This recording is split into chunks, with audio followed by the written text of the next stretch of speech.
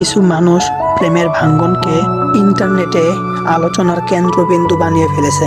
TikTok, Facebook, Instagram প্রতিটি platform যেন ব্যবহৃত হচ্ছে প্রাক্তনের বদনাম আর অপমান করতে। এমনকি অনেকেই প্রাক্তনকে কটু কথা বলে লাখ লাখ ভিউ, লাইক করছে, যেন ভালোবাসার পরিবর্তে প্রতিশোধ নেওয়াই তাদের একমাত্র লক্ষ্য উদ্দেশ্য হয়ে দাঁড়িয়েছে। আমি ছোট মানুষ, তবে আমার জীবনের অভিজ্ঞতা থেকে শিখেছি যে ভালোবাসা মানে কখনোই প্রতিশোধ নেওয়া নয়। আমি যে মানুষটাকে ভালোবেসেছি তাকে আমি আজও সম্মান করি।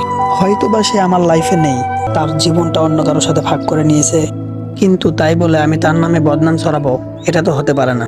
বরং যদি তার বিরুদ্ধে কেউ খারাপ কথা বলে, আমি সেই খারাপ কথার প্রতিবাদ করব। কারণ আমি জানি ভালোবাসাটা যখন সত্যিকার হয়, তখন ভালোবাসার মানুষকে রক্ষা করা নিজের দায়িত্ব হয়ে দাঁড়ায়।